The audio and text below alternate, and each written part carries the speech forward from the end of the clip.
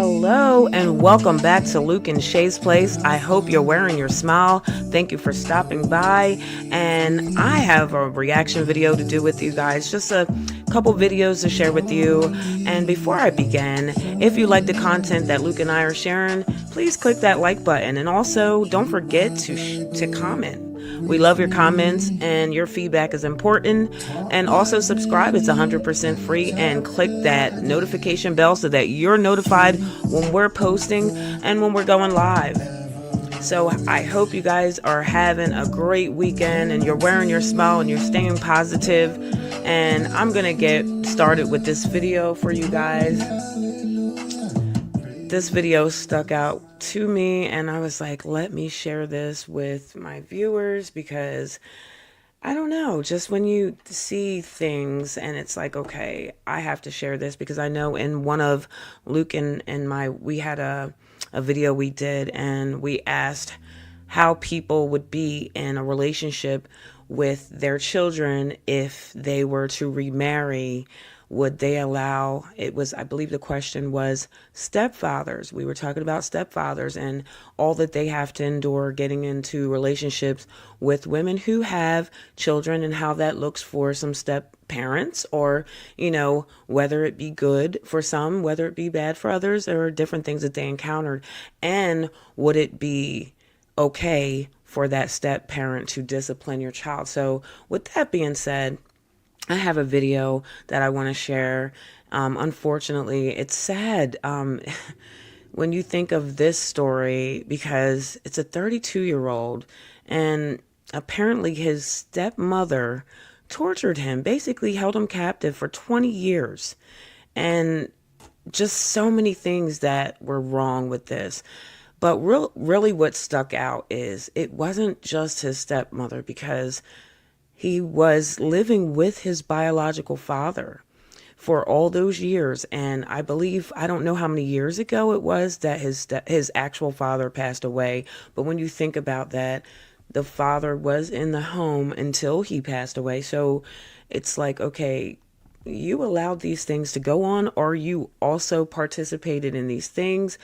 And that's a red flag. Because when you think of that, okay, whatever situation, people don't stay in relationships and sometimes you remarry and your children are now, you know, in the lives of your new, whoever, your wife, whether it be your new wife or your new husband. And what are the things that, you know, you're going to say, hey, this can't be done. You know, are you just going to let the person come into your household, into your relationship, and just control every aspect to the point where, and I'm not even talking discipline, I'm talking straight up torture, straight up abuse, straight up just mistreating your child. And I just can't fathom that someone would allow this to happen or participate in this whole thing. But I just want you to hear what happened because this is sad. So let's take a look at these videos. I have two back to back that I want to share with you about this whole situation with this stepmother. And I'm just going to give her the name, and it's alleged, but this is what the 32-year-old is saying, things that happened to him. So, and just want to say the only way that he was able to escape being captive is he came up with a plan to start a fire. He started a fire in the home, and of course the firefighters came and everything, and that's when they found him in this condition. So let's take a look at this because this is sad. Emergency crews in the U.S. state of Connecticut made a disturbing discovery last month while responding to a house fire. At the property, they found a middle-aged woman and her 32-year-old stepson who claimed he'd been kept secret his entire life and revealed startling allegations of abuse. CNN's Jean Casares has the story. 33 years of law enforcement, this is the worst treatment of humanity that I've ever witnessed. When authorities were called to a home on fire, they were looking for anyone who may be trapped inside. Officers and fire investigators quickly realized that there was a room in the house that appeared to have locks on it from the exterior portion of the house. A 32-year-old man was locked inside that room. They began to speak to the male victim, who disclosed that he was being held captive in the house for an extended period of time. The man was treated for smoke inhalation, and police say he admitted to setting the fire to gain his freedom. He also told them he'd been held captive for more than 20 years by his stepmother since he was about 11 years old.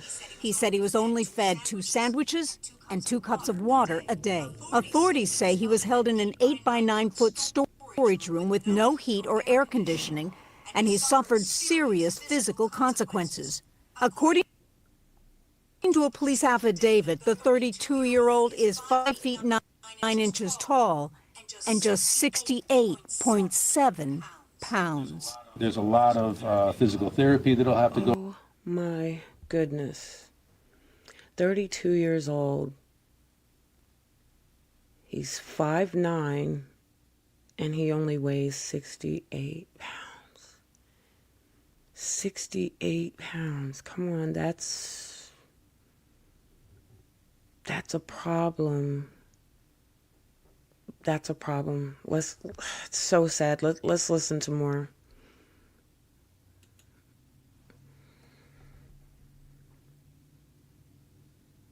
To go through. There's a lot of healing that'll have to go through. According to law enforcement, authorities went to the home twice in April of 2004. The first visit was a welfare check requested by the Department of Children and Families. Officers went to the house. The house was clean. It was lived in. They spoke to the victim at that point in time, and there were no cause for any alarm. Later that month, the family attempted to file harassment charges because the school district continued reporting the family to DCF. The affidavit says after that, his stepmother pulled him out of school. It's just unfathomable that anyone could treat someone this way. The alleged victim says he wasn't allowed to use the bathroom and instead had to use bottles and newspapers. What? His stepmother, Kimberly Sullivan, was arrested on charges of assault, second-degree kidnapping, and first-degree unlawful restraint. Her attorney says the allegations against her are not true. Absolutely not true. He was not locked in a room. She did not restrain him in any way. She provided food. She provided shelter. She is blown away by these allegations.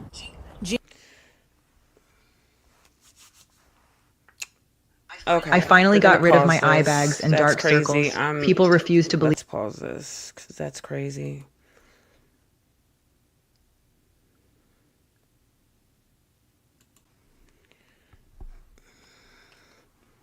It would be so hard. I couldn't defend, and I get it. You're innocent until proven guilty. I get it. But to just stand up there, oh, she didn't do this, and I'm sorry, but this man is 32 years old. He's 68 pounds. Regardless of the fact, okay, you're pulling him out of school at 11 because you're saying that the school was harassing you because they had concerns for this child's welfare when he was 11. And it's so sad that that wasn't looked into even further. If the school is complaining about this family, that there's things not being done, this child's care is not being provided for, why didn't someone step in? Why didn't the child protective services, why didn't they come in and dive into that? Because that's a red flag that she's pulling you out of school because there's complaints. Instead of, okay, well, there's complaints. Okay, if this person wasn't doing something, then you wouldn't mind if somebody came and looked at the well-being of this child and make sure that they're fine, they're taken care of and everything. But you pulled them out of school, and I'm wondering if she homeschooled them, because if her lawyer's saying, oh, this didn't happen and X, Y, and Z, and she didn't mistreat this child, now adult man, then okay, what is the situation where you clearly see that he's not the weight he needs to be? Where was his doctor's appointments? Did he see anybody? Did he ever go outside the house? I need to know more. This is sad.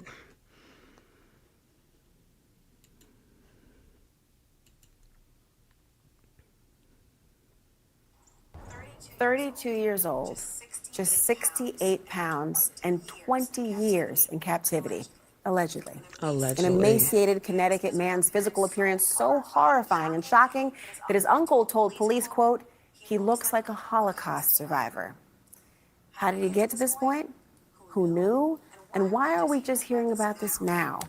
Well, the man who officials are calling male victim 1 tells police that the last time he left his family property was when he was 14 or 15 to dispose of yard waste with his dad. He says his dad and stepmom starved him and Whoa, physically his abused him dad since he was a too. child. And that things got so bad, he started stealing, eating from the garbage, and drinking toilet water. Then came the alleged confinement, a punishment, he says, for sneaking food. But things got even worse just over 1 year ago when his dad died. His stepmother allegedly became even more restricted, deadbolting him in an 8 by 9 foot room where he says he would stay for 22 to 24 hours a day. I want you to look at this next photograph carefully. You're looking at the inside of the home where it all allegedly took place. It may be the only glimpse we get into the space where male victim 1 allegedly suffered these abuses. It's also the home he set fire to last month.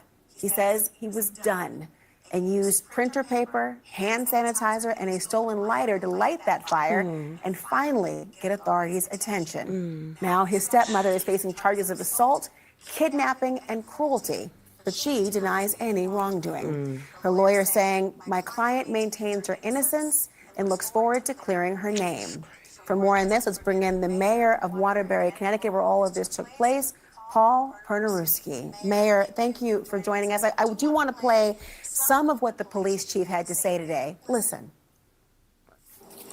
33 years of law enforcement, this is the worst treatment of humanity that I've ever witnessed. It was worse than the conditions of a jail cell. Mayor, what more are you learning tonight about the conditions of this victim? I mean, the conditions were just deplorable. As the chief said, it was a small area. He was held in 9 feet by 8 feet. The windows wouldn't open, the door locked from the outside. It was a dormer room. The ceiling sloped down, so there's issues around that. He was allowed out for about between 2 hours or 15 minutes in that range once a day. Was fed 2 bottles of water and 2 sandwiches a day. That's all he had. He had to rig a makeshift way to drain the urine out of the bottles that he had in the room while he was in there. So it's unfathomable to think of what he went through. And this is somebody who's 32 years old now. I mean, the arrest warrant in that he alleges that he was held captive in that house since he was 11. But he remembers the abuse going back to when he was just 3 years old. I mean, how were they able to possibly hide this alleged abuse for so many years? Well, you know, he was withdrawn from school when he was going into 4th grade, when he was about 11 years old. He was homeschooled, and there's really no connection between the city or the state and families that are being homeschooled here in Connecticut. There was a lot of psychological and, other intimidation that went on with him. When people came to the house, he was told to be quiet. They rarely had any visitors. And I think over time, his stepmother was telling him that, if he behaved himself, she would try to let him out more. So she kind of was able to control him that way as well. From the time he was 11, he doesn't remember ever leaving the house except for one incident when he was about 12 years old, when he accompanied his father to the dump to dispose of some leaves. But the rest of the time he was locked in that room except for, about 2 hours a day, sometimes only 15 minutes a day to get out. And I can't even contemplate the level of cruelty I know, it's hard you're to believe. describing. there's so many things going through my mind right now, and he's saying that the mayor's saying 12. I think the other reporter earlier said 14. Whatever age he was, I don't know how weak he was at that age. Oh my goodness. There's a part of me that, I wish that at that time, I don't know how his neighbors are, whatever. I mean, kid, run to safety. And maybe at 11 or 12, maybe he didn't realize that he was in harm's way like that. Because you kind of, when you have adults and you have parents, you look to them to protect you, to, provide and take care of you. So you don't, it's so hard to say, like, run to someone. It's late, he's 32. But I wish in that moment maybe a neighbor or something, like, okay, I never see this kid come outside and play. And Luke and I did a story a few weeks ago, another family that was abusing their adoptive kids, and basically they were making them be slaves. And it's like, okay, wow. And the neighbors were nosy. Thank goodness they were nosy, because they noticed the things, the hardships that the kids were going through in that video. But in this one, it's a shame that no one, I don't even know if they knew that there was a child in that house for that many years. But let's look at more. This is sad.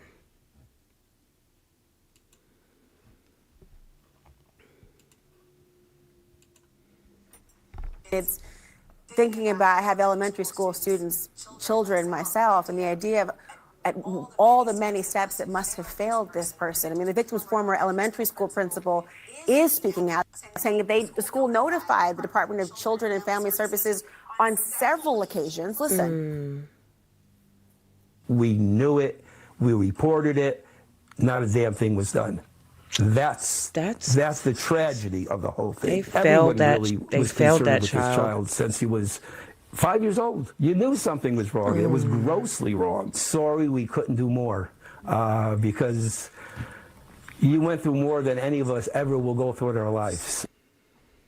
Brings tears to your eyes. Think about that. I mean, in the arrest warrant affidavit, the victim states that Child Services visited the home twice, and he was told to tell them everything was okay.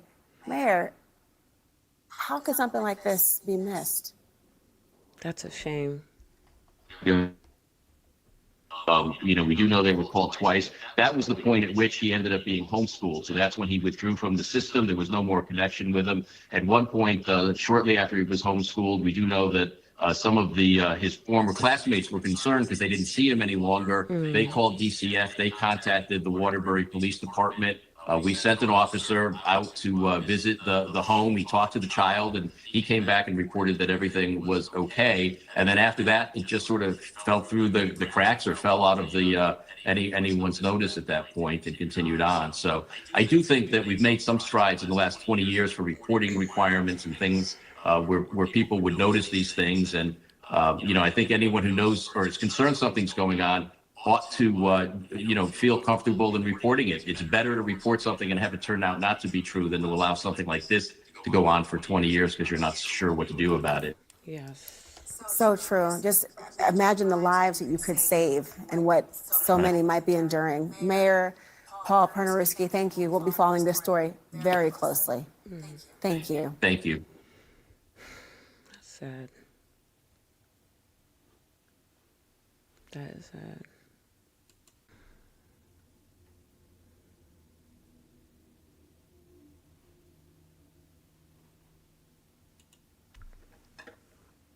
That was a lot in that video, and just a shame to hear that people are out here like that. When you think of being a child and little things you might have been scared of, or even in a child's mind, it wasn't little. When you think of monsters and things that are scary, but to have your parents be that said monster is scary, is sad, because it's a nightmare that you can't escape from. And you had a school that was complaining about this and nothing was done. It's like it was overlooked. They told that child to say this and that. But listen, people, if you're ever put in a situation, kids, and I don't even think kids would see this video, but we have to tell kids that when you're in a situation like that, that's not okay.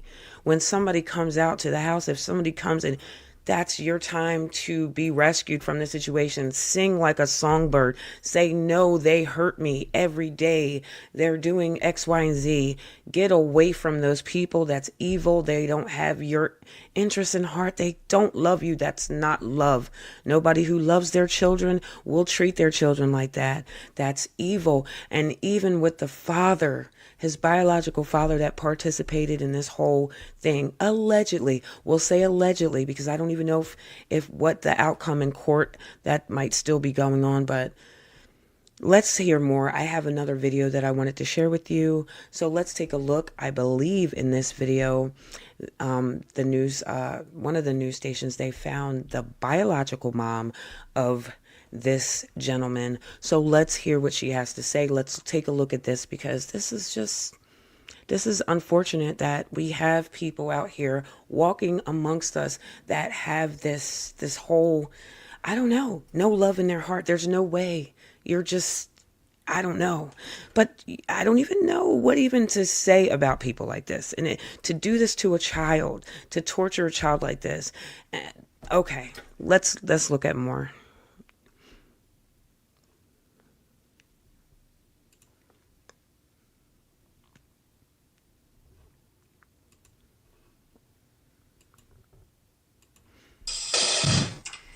Kimberly Sullivan may be remembered for a very long time as an evil stepmother, because if she's guilty of the things she's accused of doing, it is horrifying.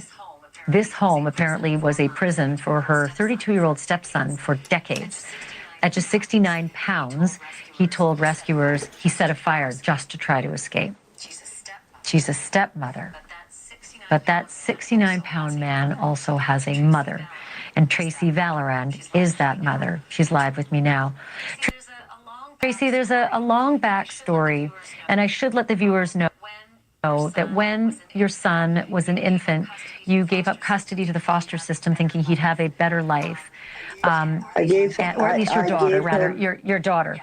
Yeah, you gave your daughter to the foster system for a better life, and you gave custody of your son to his father, and the father married Kimberly Sullivan. I know you had a terrible time trying to reach him over the years. What was your first reaction when you heard the news of what had happened to him? Devastated. Absolutely devastated. Happy that he was found, happy that he was alive, but completely devastated in the condition that he was found. Had you ever met Kimberly Sullivan before? No, I have not. Did you know anything about her relationship with your ex-husband? I knew prior to my ex-husband and myself actually even meeting, I knew at one point they had dated, but I have never met the person. Actually, I can't even call And her. what about the ex-husband who died last year, who apparently was around for 2 decades of this abuse?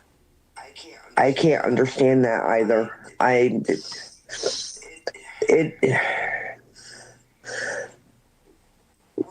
When you take enough of yourself to actually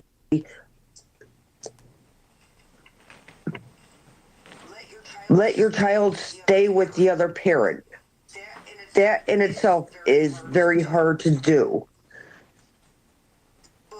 But when you put this horror, it's I can't imagine what my son had to deal with for so long. And it should have never, ever happened. Have the police told you any details? Have they helped you to navigate the situation that you're in right now with your son and the condition he's in? The day that I found out and went straight down to the police department, that's as much information as I've gotten from them. I've had phone calls into the detective, still waiting on a response. He hasn't called back, so it's got to be so.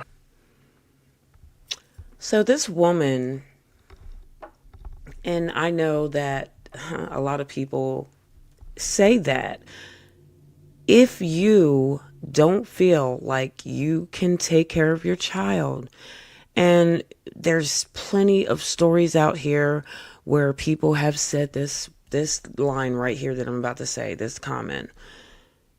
If she or he couldn't take care of their child, why didn't you give the child to the other parent? this woman did just that. She felt as if the father would be the better parent for this child, for her son. And she said it wasn't easy to do, but she gave her child, said, hey, can you take care of him? And I'm sure because his father had him, that was a yes. And she's thinking she did the right thing by giving that child to the other parent, because for whatever reason, she said that, that was just it. That was her reason. She doesn't need to give us one. If she felt like she wasn't going to be the better parent, she thought that he would. And I know not in a million years did she think that her son would have to go through a house of horrors, basically. That's basically what this was for that child and that young man. So let's listen to more. So hard. Tracy, do you have a message if your son is listening tonight? I love you. You get better. You get stronger. You get healthier.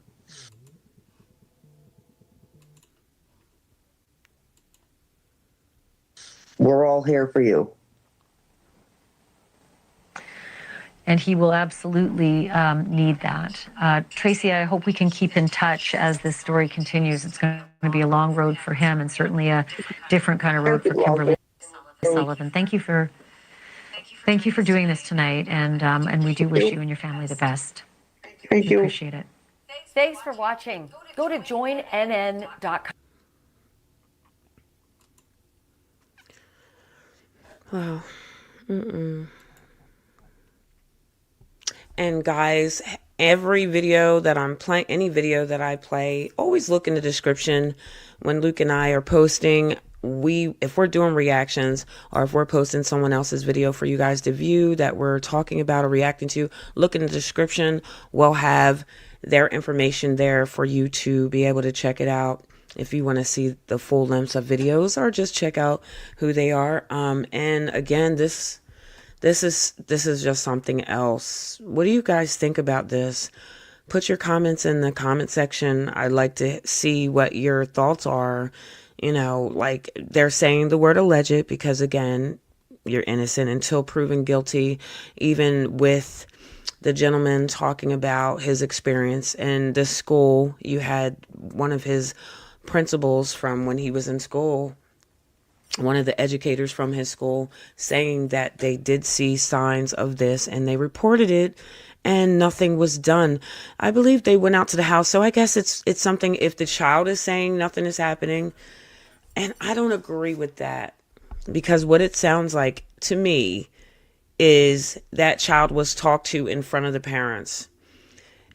That shouldn't be a thing. Like, there should not be, even if they went to his school and talked to him, that should have happened. But to talk to him in front of the parents, if that is how that happened, that's intimidating. You're going to be intimidated to speak the truth in front of them because your abusers are right there. They can hear every word you're saying. But if you took that child by himself, or that might have been something that they did, but it's kind of like, it sounded like they coached him on what to say to the people that were coming out, the Child Protective Services. So this is just unfortunate. A 32-year-old at 5'9", a 32-year-old at any height, first of all, but 5'9", 68 pounds. And the stepmother's just acting like, okay, I didn't do anything wrong. I didn't do anything wrong.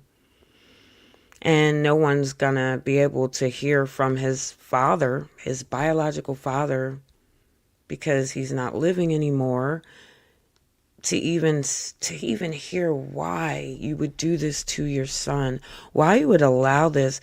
And the fact that the stepmother continued this, the guy said that it got worse. The 32-year-old said it got worse after his father passed away. She started deadbolting him into the room and doing things. But I don't know, like, what do you guys think about this? Like, what you have a step parent, and this is happening? What level of, and I know growing up, people used to say, wow, that guy's whipped. Oh, he got with this girl, he changed up, or she's whipped, or people changing how they act. You don't go from loving your child to now, okay, I married this woman and she's everything. So much of all this and that to where you're going to mistreat your child. I don't know if this was being done to him before she came into his life.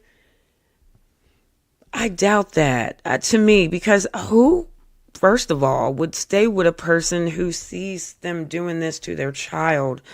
The way I'm thinking is possibly just he married this woman, accepted his biological mother saying, hey, I can't take care of him, can you? And he did. And this woman got into the relationship with him and wasn't her kid. Wasn't her child, was mistreating him, and the father was okay with it. It's like he joined in them. That's what it sounds like to me, and it's horrible. It's horrible. And I just don't know what goes in people's mind when you want to mistreat a child, and not even a child, but you're going into his adult years, and you're still continuing with this. Thank God he thought of setting that fire. And I thank God that fire wasn't crazy. It was just enough to get the department there to save his life, because that's exactly what happened. Because Lord knows who knows what have happened if he would have still been up under that woman any longer. Because I don't hear anybody saying anything about appointments, concern for his weight, concern for anything. Because if she's saying, oh, I'm innocent, then why didn't you go get him help? You clearly see that he's not the weight he's supposed to be. Something's going on. Where wouldn't you have gotten him an appointment? Doesn't sound like you were even allowing him to leave out of the house. So how are you going to sit here and act like you were not aware that something was wrong with this child, now grown man? But let the courts figure it out. I said what I had to say. That's what I believe happened with this whole situation, and I don't like to be that way, but it's clear that something wasn't done to help him. Because if you're saying you didn't do anything wrong, but you damn sure didn't do anything right, because you didn't take the time to go see what was going on with him. If you didn't so-called keep him captive or lock him up in a room, then what happened? Why did this happen? Why is he not the weight he's supposed to be? Oh my goodness. We got to do better out here, people. This is sad. Okay. But at Luke-N-SHAE'S place, we just always want you to know that your mental health is important. A positive mentality is a destined reality. Please wear your smile, stay positive, and as always, stay blessed. Until next time, take care.